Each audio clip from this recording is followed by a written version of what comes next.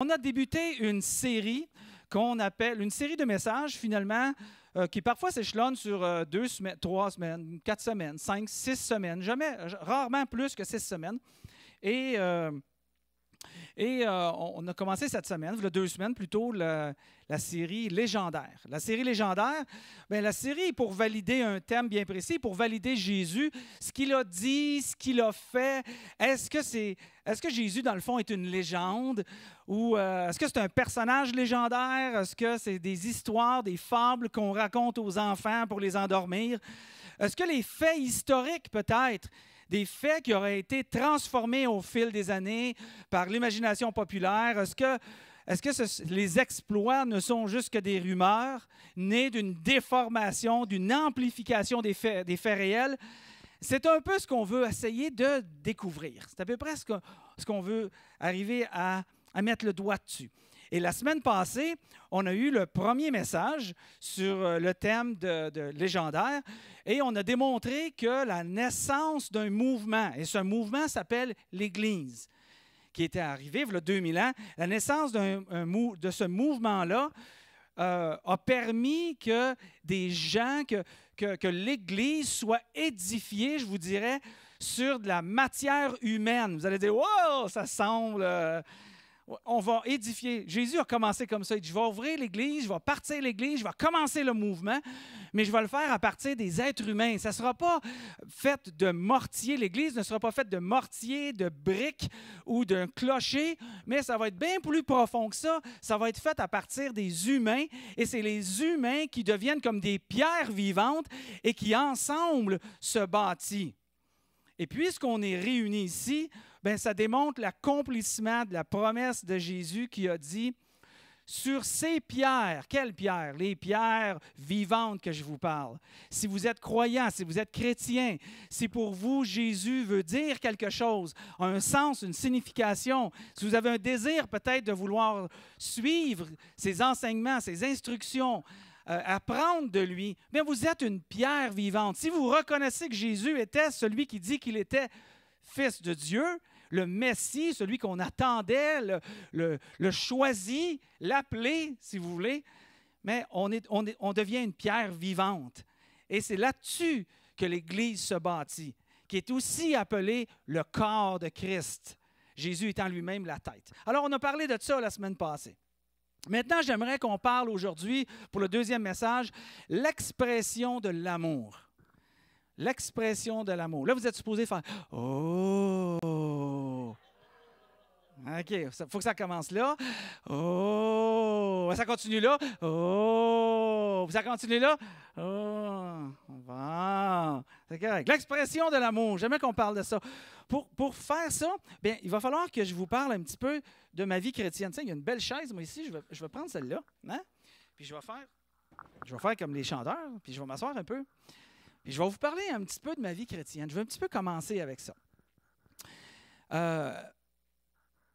À l'époque, j'avais 20 ans quand j'ai découvert vraiment la foi en Jésus.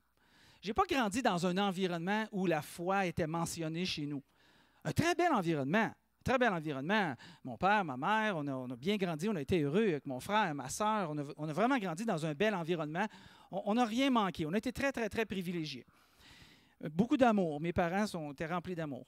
Mais à 20 ans, j'ai vraiment découvert l'existence de Dieu et l'existence de Jésus. Et pour moi, à ce moment-là, et certains me connaissent là, depuis presque 30 ans là, que je marche avec Jésus, si vous voulez. Et à ce moment-là, quand c'est arrivé à 20 ans, c'est arrivé comme un coup de foudre.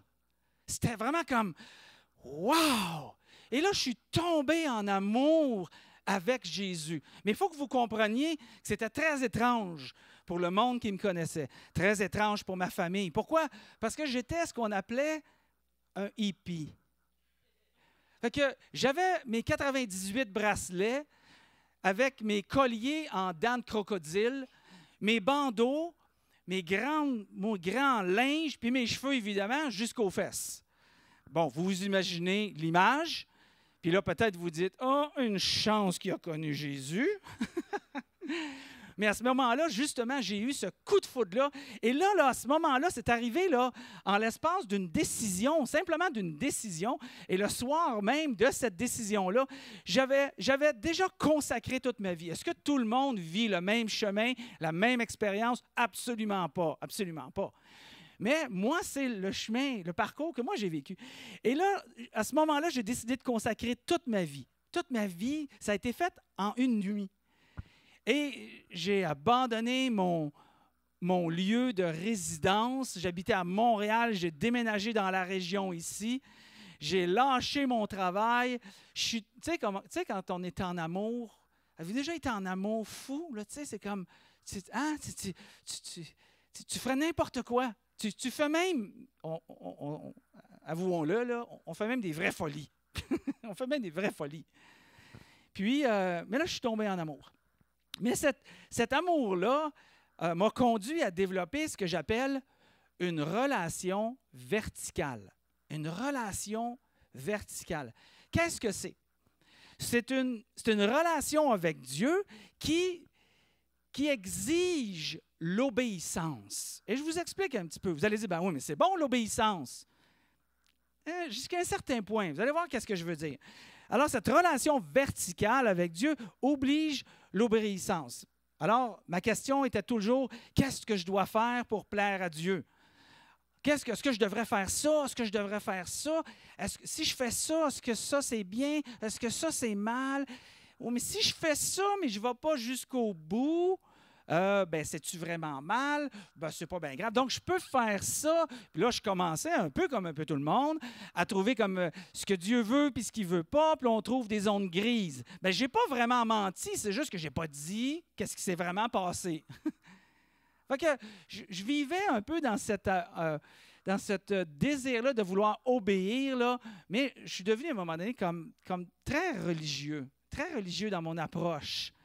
Hein? Je vivais comme si j'avais une liste de choses à faire pour être en ordre avec Dieu, pour être aimé de Dieu, pour être apprécié de Dieu, parce que j'avais l'impression que c'était ça. Que c'était une liste de commandements, une liste de choses à faire. Puis si je faisais ça, j'étais aimé de Dieu. Puis si je ne le faisais pas, je n'étais pas aimé de Dieu.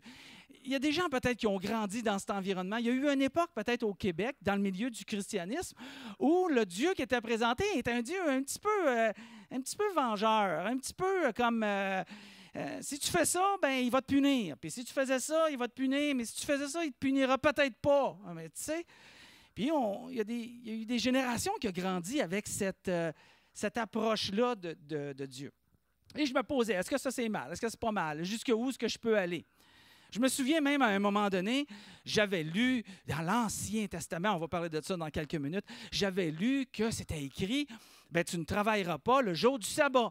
Et moi, dans ma tête, je croyais que le jour du sabbat était le dimanche et je croyais que c'était quelque chose que je devais respecter. Fait que là, le gazon était rendu haut de même, mais je ne voulais pas couper le gazon. Parce que j'ai dit, on ne peut pas travailler le dimanche. Bon, vous allez dire, c'est un peu démesuré. Tout à fait d'accord avec vous. C'était démesuré. Une relation, et je vous cite ici, une relation verticale qui se bâtit que sur l'obéissance à des règles ne va pas vraiment bien loin dans la vie. Et je vous donne un exemple de ça. Je vous donne un exemple. Parce que vous allez dire, oui, mais l'obéissance, c'est bon. Imaginez-vous que je suis avec ma femme, puis je vous dis, j'ai une super de vie de couple avec ma femme, elle m'obéit tout le temps. Vous allez dire, exact. Ou bien, moi, là, mon chum puis moi, mon chum, on est en amour, ça fait des années, là, il fait tout ce que je dis, il m'obéit à la lettre.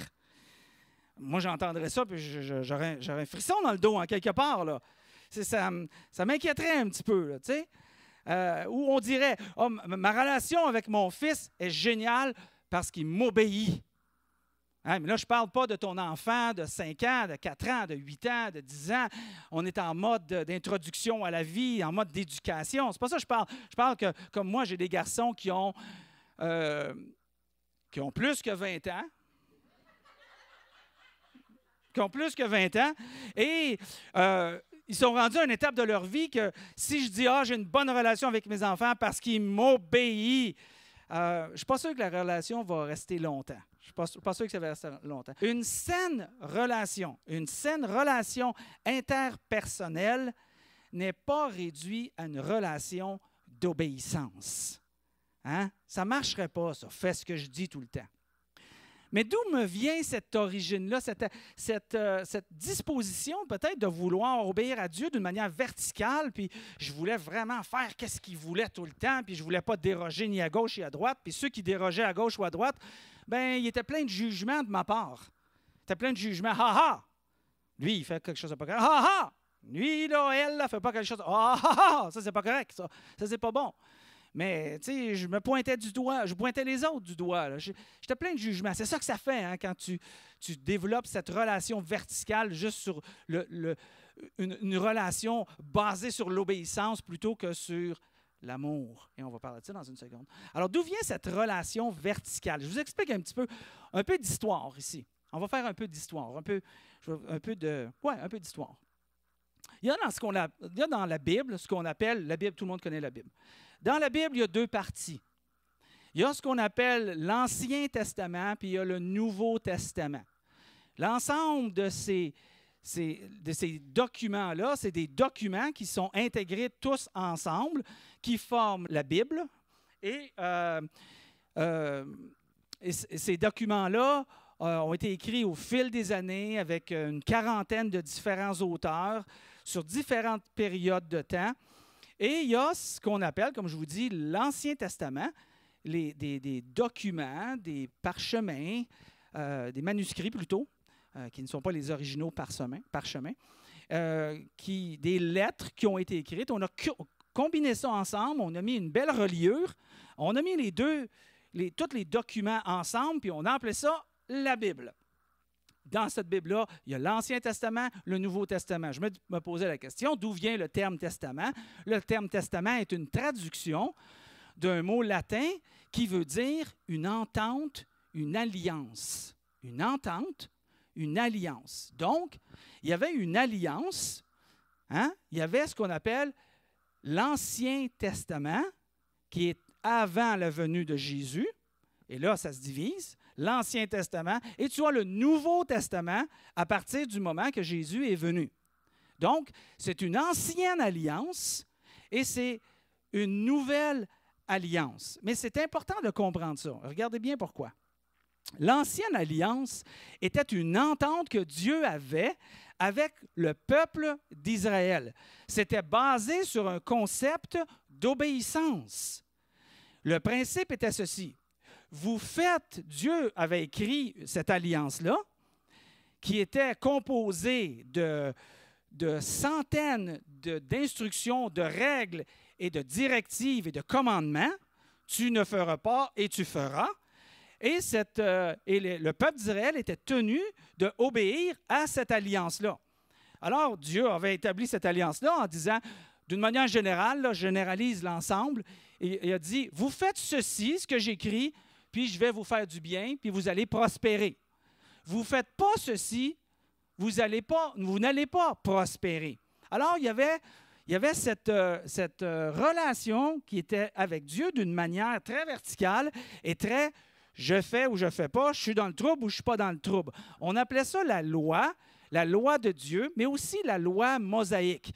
Parce que cette loi-là, les 10 commandements, les 613 autres commandements. Puis si je prends l'ensemble de toute la Bible, on a, je pense, 6450, ce que j'ai lu. Là, je ne les ai pas toutes comptés un après l'autre cette nuit quand je ne dormais pas. Là. Les 6450, mais préceptes, règles, instructions, commandements en quelque part. Et dans l'Ancien Testament, il appelait ça la loi mosaïque. Bon, un des buts premiers de la loi mosaïque, regardez bien là, un des buts premiers est de faire connaître les fautes jusqu'à l'arrivée de celui qui allait naître, qui était le Christ.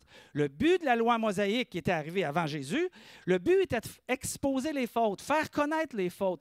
Le but était de démontrer en quelque part que l'être humain était imparfait, que l'être humain était continuellement brisait toutes les lois, les commandements, en quelque part, il en brisait une aujourd'hui ou deux la semaine prochaine ou 5 cette semaine. Finalement, il brisait toujours en quelque part les lois, les règles et les directives. Alors, le but de cette loi mosaïque-là était de faire connaître aux gens, aux individus, qu'ils étaient incapables de garder justement cette loi-là. C'est à peu près comme si je vous disais... je vais sur la route, je suis en train de conduire mon auto, et en conduisant mon auto, à un moment donné, je vois un signe, une enseigne plutôt sur le côté. Je ne sais pas trop qu'est-ce que ça veut dire. C'est écrit « 100 ». Je ne sais pas si vous avez déjà vu là, cette pancarte-là. Là. C'est écrit « 100 ». Puis en dessous, c'est écrit « minimum 60 ». Puis moi, je regarde ça une fois de temps en temps, puis je me demande si c'est une suggestion. Je me demande si je peux aller plus vite que 100 ou plus bas que 60.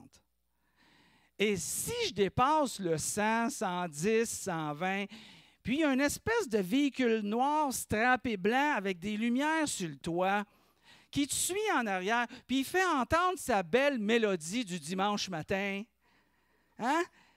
Bien, normalement, ce que tu es supposé faire, si tu ne veux pas avoir trop de problèmes, tu es supposé ralentir sur le côté de la rue. J'ai l'impression que le gars, tu es comme une star pour lui parce qu'il veut te faire signer un document. Hein? Mais cette règle-là, ce 100 km-là, d'après vous, est-ce qu'il est pour celui qui respecte toujours la loi, toujours la règle? Est-ce que c'est pour lui, ça? Si tout le monde ici, là, hein? Puis on va être honnête, croyant, pas croyant, chrétien, bouddhiste, orthodoxe, il n'y a pas de distinction. Là. On est tous au même niveau, là, on a tout notre auto, puis une fois de temps en temps, là, on voit. Si on respecterait tout le monde, toujours, tous les jours, toutes les semaines, 7 jours par année, 365 jours par année, à vie, le 100 km, est-ce qu'on aurait besoin que ça soit affiché sur le bord de la route? Hein? Mais non, on n'aurait pas besoin. On n'aurait pas besoin de ça. Parce qu'on le respecterait. Alors, pour qui c'est adressé? C'est adressé pour celui qui ne le respecte pas, parce que c'est lui qui va avoir des problèmes avec. La loi mosaïque est exactement le même principe. La loi a été donnée pour justement, avant Jésus, pour démontrer qu'on ne le respecte pas. Parfois, on ment, on ne devrait pas mentir. Parfois, on est jaloux, on ne devrait pas être jaloux. Parfois, on est hypocrite, on ne devrait pas être hypocrite. Parfois, on est en colère envers quelqu'un et on ne devrait pas l'être. Parfois, on va maudire quelqu'un. Parfois, on va insulter quelqu'un. Parfois, on va s'éloigner de quelqu'un. Parfois, on va faire sentir à quelqu'un qui n'est pas gentil. Hein? Il y a toujours quelque chose. Bon, donc, cette loi-là, suivez-moi bien, là. Continuez à me suivre. Là. Lâchez-moi pas en cours de route. Si cette loi-là a été donnée, bien, c'était justement pour qu'on voit qu'on était comme imparfait. Il y a un terme qu'ils disent dans la Bible, ils appellent ça pécheur. Ah, pécheur. OK, c'est le même sens. Je veux qu'on comprenne le sens. Là. Dieu veut qu'on comprenne le sens des choses. Puis il dit, mais je vous ai donné la loi. Puis il dit, parce que cette loi-là va vous conduire à bon port. Dans le fond, cette loi-là, c'est comme un miroir que tu te regardes dedans puis tu te dis « Wow, j'ai des rides. » Eh oui, il y a de l'imperfection. Moi, j'en ai pas encore. Non. Moi, j'ai tous mes cheveux gris. Mais on se regarde avec notre imperfection. Mais le but de cette loi-là était de nous amener jusqu'à Jésus. Et là est le point tournant de l'affaire. Jésus est venu nous présenter une nouvelle alliance, ce qu'on appelle un Nouveau Testament. Cette nouvelle alliance-là est arrivée avec un nouveau commandement. L'ancien commandement, l'ancienne alliance plutôt, est arrivée avec beaucoup de commandements, beaucoup de règles. Parce que le but était justement de nous exposer dans notre condition humaine qui est imparfaite. Le nouveau commandement, quand Jésus est arrivé, Il est arrivé avec une nouvelle alliance, un nouveau commandement. Il a voulu établir une nouvelle relation. Et c'est très pertinent dans notre contexte à nous aujourd'hui, en 2023. Dans quel contexte que Jésus a introduit ça, cette nouvelle alliance-là? Et ce nouveau commandement associé à cette nouvelle alliance-là. Le contexte est celui-ci. Jésus, après 3 ans, qui était en Israël, puis qui se promenait un peu partout, puis qui faisait connaître justement qui il était, le Fils de Dieu, la raison pour laquelle il était là, l'amour de Dieu. Finalement, il apportait un message de liberté, un message de délivrance, un message d'amour. Bien sûr, Jésus était celui qui respectait les femmes quand les gens à cette époque-là méprisaient les femmes. C'était celui qui reconnaissait que ceux qui n'étaient pas d'Israël, c'était quand même des êtres humains et on ne devrait pas les rejeter parce qu'ils ne sont pas du même peuple. Jésus a renversé littéralement la culture de l'époque. C'est d'ailleurs pour ça qu'on l'a crucifié en passant. Alors Jésus est avec son groupe de 12, puis il veut célébrer, après 3 ans, il veut célébrer la Pâque juive. Okay? La Pâque juive, un peu différente de notre Pâque, là, grandement différent de ce qu'on va célébrer dimanche prochain. Et je vous invite de venir et je vous invite à inviter des amis avec vous pour cette Pâque-là, notre première de Pâques. Hey, vous voulez être dans les livres qui disent « Hey, il était là la première de Pâques », venez dimanche prochain. Puis amène un ami, bien sûr. Mais on va te faire entrer même si tu n'as pas d'amis. Ça va nous faire plaisir pareil.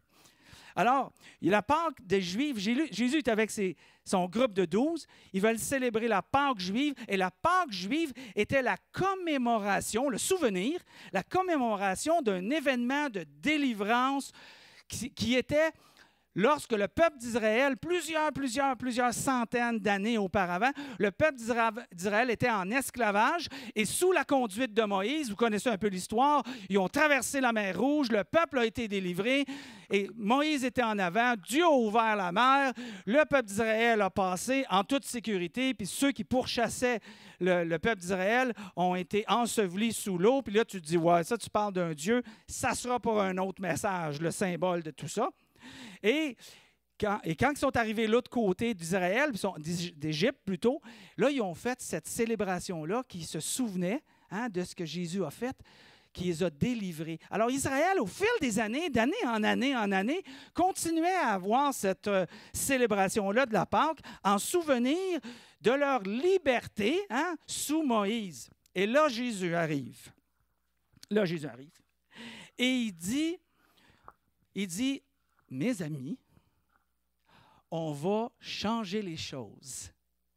On va commencer à partir d'aujourd'hui à célébrer la Pâque, mais en mon honneur. Hey, écoute, faut réaliser la chose. Là. Imaginez-vous, là, subitement, là, que je rentre dans vos maisons, puis il y a la fête de monsieur ou la fête de madame, puis on est là pour célébrer la fête de monsieur ou la fête de madame, puis moi j'arrive, puis là je vous dis devant tout le monde, puis vous avez invité 50 personnes, puis il y a une scène, puis il y a des spectacles, puis tout est préparé, puis moi je vous dis merci de l'invitation, mais aujourd'hui, ça va être moi qu'on va souligner ma fête, qui n'est même pas aujourd'hui. Puis à partir de maintenant, à chaque fois que vous allez avoir une fête, ça va être moi qu'on va souligner. Comment tu vas prendre ça? Bien là, tu vas me dire, merci d'être venu François, mais bye. Tu ne recevras pas là, ça. C'est normal, tu recevras. Jésus lui arrive avec cette idée-là qu'on va célébrer la Pâque avec un nouveau sens, une nouvelle raison, un nouveau but derrière cette célébration de la Pâque. Le nouveau but était le souvenir de sa mort imminente là, qui s'en venait. Là. Quelques heures après cette célébration de la Pâque, Jésus va être crucifié. On en parlera la semaine prochaine. Et évidemment, la célébration de sa mort imminente et de sa résurrection subséquente qui va suivre, comme vous savez l'histoire, 3 jours plus tard. Je ne vous le cache pas, on va en parler dimanche prochain, la journée de Pâques. Va être le fondement qui va établir la nouvelle alliance. Et pourquoi cette nouvelle alliance-là, ce Nouveau Testament a accroché, voilà 2000 ans, voilà 1000 ans, voilà 500 ans, voilà 100 ans, voilà 50 ans, voilà 15 ans, v'là 5 ans, v'là 2 semaines, puis on le célèbre encore aujourd'hui. Pourquoi? Pour une seule raison. Une seule et unique raison. Parce que celui qui est mort, il n'est pas resté mort. Il est revenu à la vie. Et c'est ça qui fait toute la différence de parmi tous les grands leaders que j'ai beaucoup de respect, de toutes sortes de dénominations, de religions, de convictions, de sociales ou politiques. Lui, il a fait une marque qui a transformé le monde. Transformé le monde parce qu'il est revenu à la vie. Et c'est là-dessus que Jésus a voulu établir la nouvelle alliance. L'ancienne alliance était basée sur une grande quantité de règles et de commandements à suivre. La nouvelle alliance va être focalisée sur un seul commandement, une seule règle. Là, ça c'est intéressant à entendre. Parce que si tu viens à l'Église ou tu n'as jamais été à l'Église ou tu ne veux plus être à l'Église, tu es croyant mais tu ne veux rien savoir de l'Église, c'est super intéressant pour toi particulièrement de savoir ça parce que l'Église de Jésus-Christ, là, l'Église chrétienne dans son véritable sens n'est pas de suivre un paquet de règles, un paquet de commandements. Je ne peux pas faire ci, je ne peux pas faire ça, il faut que je dise ça, il ne faut pas que je fasse ça, il ne faut pas que je m'habille de même, il faut que je m'habille de même, je ne peux pas aller au cinéma, il faut que j'aille au cinéma, il faut que j'aille à la télévision, pas de télévision. Et on peut sortir toutes sortes de commandements bizarres. Je n'ai entendu en 30 ans de carrière, de toutes les sortes. Mais si tu es ici et c'est un fardeau pour toi, ce genre de christianisme-là, bien, tu es le bienvenu. Parce qu'il y en a juste un que Jésus nous a donné. Il n'y a qu'un. Hey, c'est facile. Il coûte plus cher. Il coûte plus cher, là, c'est sûr. Là, il n'y en a rien qu'un. Un seul commandement. Quel est ce commandement? Aimez-vous les uns les autres. Et Jésus rajoute, pour mettre encore une directive, puis qu'on puisse comprendre la profondeur. Il dit, de la même manière que je vous ai aimé, aimez-vous les uns les autres. De la même manière que Jésus. On a même un modèle rattaché au commandement. On a même quelqu'un qui a personnifié le commandement, qui a pratiqué le commandement, qui a été le modèle, le premier, qui est toujours le premier en avant. Jésus qui dit, comme je vous ai aimé. Et tout le groupe des 12 était capable de rendre témoignage de tout ce que Jésus a fait pendant 12 ans. Et c'est pendant 3 ans plutôt avec un groupe de 12. Et ces gens-là ont même écrit des livres qu'on retrouve dans la Nouvelle Alliance, dans le Nouveau Testament. Et c'est pas juste des qu'en dira-t-on qui forment aujourd'hui nos convictions, mais c'est des témoins oculaires, des gens qui ont été des témoins oculaires. S'il y a quelqu'un qui a été témoin oculaire d'un accident, croyez-moi, sa parole est lourde dans balance quand un juge écoute cette personne-là. Right? Mais il y a eu plusieurs témoins oculaires. Donc, aimez-vous les uns les autres. De la même manière que je vous ai aimé, aimez-vous les uns les autres.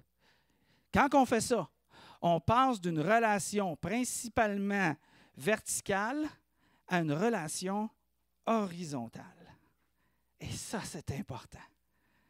Notre relation avec Dieu va être mesurée en fonction de notre relation avec les autres. Wow! Notre relation avec Dieu va être évaluée en fonction de notre relation les uns et les autres. Ça dit beaucoup, là, ça, là. Là, on ne peut plus se cacher devant un système religieux. Là. On ne peut plus se cacher devant « je vais à l'église le dimanche matin ». On ne peut plus se cacher en disant « ben moi, je suis un bon gars parce qu'il y a une bonne fille, parce que moi, je prêche la parole de Dieu ou je suis un pasteur d'église ». On ne peut plus se cacher en disant « moi, j'ai de l'instruction, puis je le sais mieux ». Puis on ne peut plus se cacher parce que notre relation, notre conviction, celle qui est verticale avec Dieu, là, ben, elle trouve sa force quand on a de l'amour les uns envers les autres. Est-ce que ma relation avec Dieu, vous allez peut-être dire, est-ce que ma relation avec Dieu est suffisante? Puis la réponse est non. Elle n'est pas suffisante. 2 exemples de ça.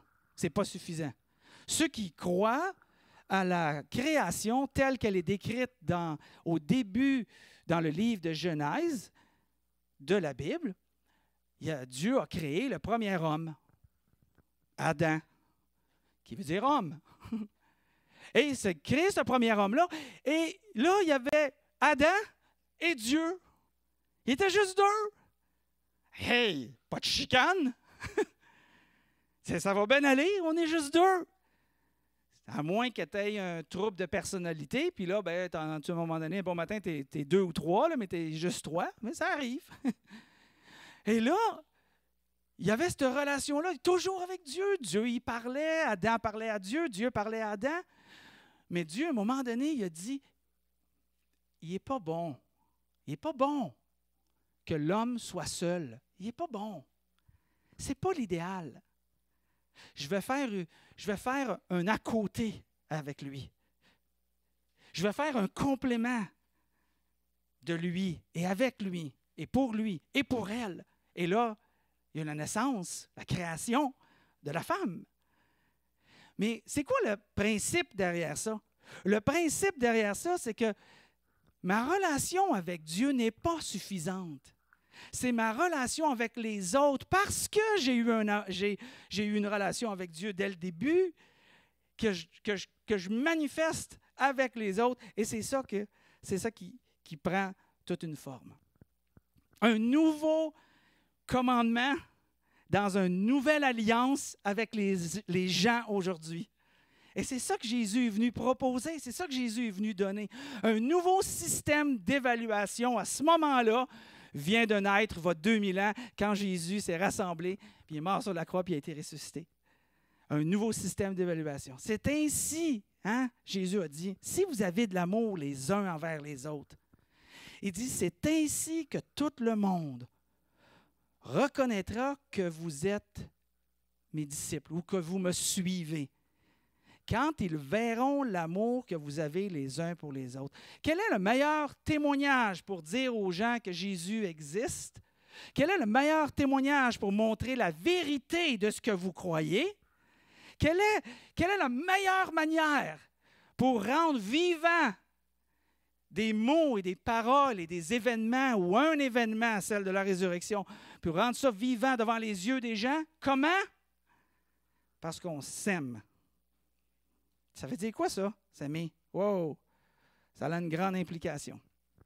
Ça a une grande implication. L'apôtre Jean, vers la fin, un des disciples de Jésus, l'apôtre Jean, vers la fin, là, quand il était rendu âgé, à peu près, Jean, il a commencé, il était peut-être un jeune adulte ou fin adolescence, quand il commençait à suivre Jésus. Et il a continué à suivre Jésus toute sa vie. Et Jean a écrit plusieurs documents, il a écrit plusieurs lettres, dont l'Évangile, Matthieu, Marc, Luc, Jean. Il a écrit l'Évangile, qui a été témoin oculaire. C'est le même document qu'on a aujourd'hui. Il a écrit des lettres, un Jean, la deuxième lettre de Jean, la troisième lettre de Jean. Puis, il n'avait rien à faire à un moment donné sur une île. Il a décidé, je vais écrire un petit document facile à comprendre. Il a appelé ça l'Apocalypse. Bon. On en reparlera, ça aussi. Et Jean, dans une de ses lettres, il dit « Amis très chers ». Et là, il parle à des gens comme vous puis moi. Il dit « Amis très chers, ce n'est pas un commandement nouveau que je vous écris, c'est un commandement ancien. » Mais de quoi il parle ici? Il ne parle pas un commandement ancien comme quelque chose de v'là 6000 ans ou v'là très longtemps. Non, non. Il dit « Je veux vous parler d'un commandement nouveau » faisant référence au commandement que Jésus a donné dans la chambre haute le jour de la Pâque, qui était un commandement nouveau.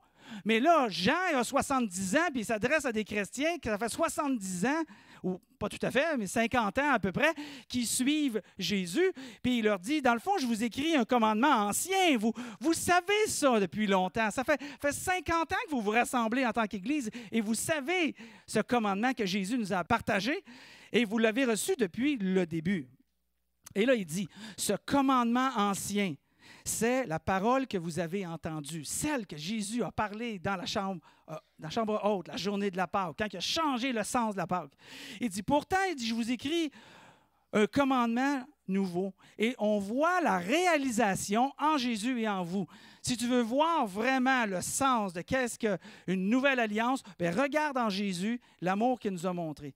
Et là, Jean a été un peu poétique. Il continue en disant, « En effet, la nuit s'en va et la vraie lumière brille déjà, parce qu'il démontre que Jésus est la véritable lumière. » Il démontre aussi que ceux qui sont croyants, ceux qui suivent Jésus, ceux qui aiment Jésus, ceux qui le reconnaissent comme le Messie, ils brillent. Ils brillent comme le soleil qui se lève. Alors, Jésus démontre que l'expression de cet amour-là se voit en Jésus et en nous. Il continue en disant, si quelqu'un dit « je suis dans la lumière », si quelqu'un dit « j'aime Jésus », si quelqu'un dit « je suis un chrétien », hein? Ça s'adresse surtout à ceux qui s'identifient comme un chrétien. Si tu ne t'identifies pas comme un chrétien, ce n'est pas vraiment une partie qui s'adresse à toi. Tu es correct, tu peux t'asseoir, relax, ça ne te rejoint pas, ce n'est pas pour toi ça. Mais si tu t'identifies comme un chrétien, il dit, si quelqu'un dit « je suis dans la lumière », mais qu'il déteste son frère ou sa sœur, celui-là est encore dans la noirceur. Il dit qu'il est dans la lumière, mais dans le fond, il marche comme si le soleil ne s'est jamais levé. Ça nous amène vraiment à comprendre que, wow, le soleil n'est pas levé quand on vit dans la lumière. Il ne parle pas de dire, est-ce que je vais avoir la vie éternelle? Non, tu es peut-être un chrétien. Tu vas pas mourir, puis tu vas aller dans la présence de Dieu. Mais est-ce que tu vas vivre toute ta vie dans la pleine lumière ou caché dans les ténèbres? Et il continue en disant, celui qui aime son frère ou sa sœur habite dans la lumière, il ne risque pas de tomber. Ah, il vit dans la lumière. Alors, la question à se poser ici, je termine avec ça pour laisser la place à notre équipe de musique. La question à se poser ici est une chose. Nouvelle alliance, ce que Jésus a fait. L'ancienne alliance qui expose notre nature. La nouvelle alliance, c'est la bonne nouvelle. C'est celle de Jésus qui dit, bon, OK, l'ancienne alliance exposait nos fautes, nos péchés, ce qu'il appelle péché justement. Mais la nouvelle alliance expose comment est-ce que moi je suis venu pour prendre tout ça sur mes épaules. Et que tu ne vives pas avec un fardeau. Et la seule chose qui va nous rester comme commandement, c'est d'aimer son prochain. Alors comment on applique ça dans notre vie? Une manière bien simple. Qu'est-ce que l'amour me demande? Qu'est-ce que l'amour me demande? Quand on est confronté devant des gens, et quand que c'est difficile, quand on a le goût de répondre avec beaucoup de sel, hein? Quand on manque un peu, là, quand on sent que ça bouille en dedans de nous, là, quand on est insulté de quelque chose, quand on est scandalisé par des choses qui se passent autour de nous, OK? La réponse qu'on devrait avoir, c'est « Qu'est-ce que l'amour me demande? » Et non plus « Oh, ça, je devrais faire ça, ça, je ne veux pas faire ça. Si je fais ça, c'est-tu correct? » Qu'est-ce que l'amour me demande? Quand c'est une question d'obéissance, « Oh, la loi dit, ou la loi morale dit, ou ça, on devrait faire ça, ou ça, on ne devrait pas ça. » Il y a beaucoup qui n'est pas écrit de ce qu'on devrait faire puis pas faire. Mais si tu te poses la question « Qu'est-ce que l'amour te demande? » Ah, là, on va commencer à réagir différent. On va commencer à dire, bon, OK, je vais parler à cette personne-là. Ça ne me tente pas de la parler, là. Je ne suis pas d'accord avec ce groupe-là. Je ne suis pas d'accord avec ce qu'ils pensent, mais je vais les aimer quand même. Je ne les rejetterai pas. Je ne les ferai pas sentir qu'ils ne sont pas importants. Qu'est-ce que l'amour me demande? Si on vit une religion, ça se limite à une relation verticale. C'est tout. Moi puis Dieu, moi puis Dieu. Mais l'expression de la foi par l'amour se concrétise dans une relation horizontale. Alors, cette semaine, vous allez être confrontés, comme moi je vais l'être, à vous poser la question, qu'est-ce que l'amour me demande en ce moment par rapport à une telle personne, une telle situation? Et je vais vous laisser avec un devoir avant de laisser la place à ma femme et à l'équipe et à Luc, avant qu'il me chicane. Je vous donne un devoir cette semaine. Vous voulez faire un devoir? Tout le monde aime ça, faire des devoirs? Hein? On va faire des devoirs? On va faire un devoir qui est bien le fun. Cette semaine, faites quelque chose pour quelqu'un qui sera surpris que vous ayez pensé à lui ou à elle. Cette semaine, si tu fais quelque chose pour quelqu'un qui s'attend, c'est pas surprenant parce que tu l'aimes, parce que tu le fréquentes régulièrement, parce que ça fait partie de ta famille, puis ils vont être là à Pâques, ça ne sera pas surprenant pour la personne. Mais faire quelque chose pour quelqu'un qui ne s'attend pas que tu penses à lui ou à elle, peut-être parce qu'il y a un conflit, Peut-être parce que ça fait longtemps qu'on n'y a pas parlé. Peut-être parce qu'on n'aime pas son style de vie. Parce qu'on n'aime pas peut-être le groupe dans lequel il se tient. Hein? Si on faisait quelque chose pour quelqu'un qui ne le mérite pas, selon vos yeux. Mais là, après ça, on se dit, est-ce que je suis un chrétien? Est-ce que je suis Jésus ou je ne le suis pas? Et ça va nous aider à vivre dans la lumière et non pas de faire semblant de vivre dans la lumière. Moi, ça me parle. J'espère que ça vous parle aussi. Je vous laisse avec l'équipe.